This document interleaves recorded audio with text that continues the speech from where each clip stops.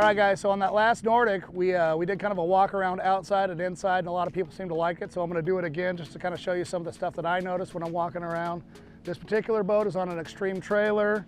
It's got the, obviously an electric jack. I am a huge fan of electric jacks. Once you have one, you'll never go back. Onboard battery charger. It's got electric over hydraulic brakes. That is the real deal. If you guys are tired of the trailers going dunk, dunk, dunk every time you hit on the brakes, electric over hydraulic solves that. If you're doing any kind of long-term towing, you'll never go back from that. Triple axle, I think it's sitting on 20s. Let me check that real quick. Yep, 20s.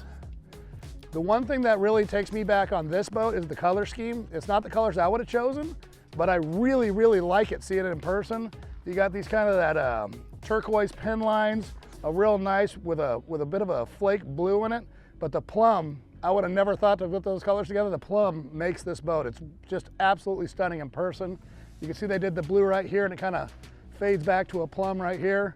Love the fact that they did, watch that curve, Michael. Love the fact that they did the external turquoise on that. Back here, you got your M6 drives or standard 6 drives, big cleaver props. One of the things I kind of thought was kind of cool, Livorsi, big giant Livorsi tab. And if Mike comes up and shows the underneath of this, this is one of the newer Livorsi tabs that is actually a step tab. So what that does, it actually creates a little bit more lift, a little more efficiently. It works basically just like a step bottom boat. Now up here is another thing that I haven't seen yet before.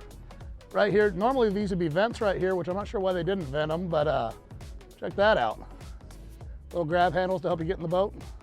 Thought that was kind of cool. All right, guys, so we're in this 33X Eliminator. It's Mike Summers' Eliminator Speedster. It's an absolutely beautiful boat. One of the things that I do like, he's actually got a lot of taste. He did the suede steering wheel, half wrap, billet on the back side. It's more of a hot rod type steering wheel you wouldn't typically find. Almost everybody's running those Izada, whatever those things are. I like this. This is a little more my speed. Kind of reminds me of a hot rod boat. I love the switches that Eliminator's doing here that they incorporated. Very, very clean. Just straight, nice push button switches that illuminate nice. Down here you got your Dana throttles. One of the things that he did that was custom, he put the shifters on the outside. As you can see, when it's all the way back and you're idling, you can just do this on either side for shifting gears. So I like that, so you don't have to battle the one in the middle like he mentioned in the interview there. This is your center tab, help you get on plane. Typically that's pretty much all you're going to use it for on this boat is getting on plane. You got your 2 drive trims right here in case you get out of sync while you're driving for whatever reason. Triple Simrads, big ones, very, very nice. I mean, it's all pretty cool stuff, Boat to boat right here, same as off-road. Marine radio, or this is your comm system, just like an off-road car. Now, you might notice I'm sitting here and I'm actually sitting above the windshield. This is the thing that Mike was talking about in the interview. He added almost something like a center console would have, where you can push that down. You got your normal seat, and you push it up, which I'm struggling with a little bit, but well, there you go. And now you're above and you're not just dying in the heat. So something cool here, you got your little recessed deals with your gator step in them. I personally like cabinets right there, but that's still pretty cool. I love the fact that they incorporated the graphics into the gunnels here. Beautiful interior in the gunnels as well. Let's take a look at what's under the hatch, huh?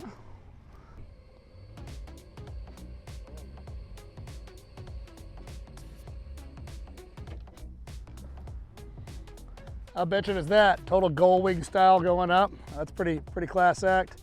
Obviously you got your stairway here that's illuminated at night, but you got a pair of Merc 700s with one of the nicer finished engine compartments we've seen in a while here. All right guys, if you look towards the back of the transom there, you're gonna see that big billet plate that goes all the way across, and you'll see these 2 big angles that come out. Those big angles are so you can lift the boat off the trailer. They couldn't find a good way to wrap straps around the back of it, so they came up with that. Down the center here, you're gonna see a giant beauty plate that's all finished out to match. Really, really nice looking right there, but what really caught my eye is Eliminator's really stepped up their game here in terms of even internally. You can see the billet clamps with the mesh on it. One of the things I liked out here looking at this, they had all this CNC machine with the mesh behind it. Nice part outside. I mean, it's really, Eliminator's really, really coming up. It's not the stuff you'd find on an older Daytona. They've really upped their game, I guess you would say. But overall, it's an absolutely beautiful boat, and it's rigged to the 10s. Mike's got to be very proud to own this.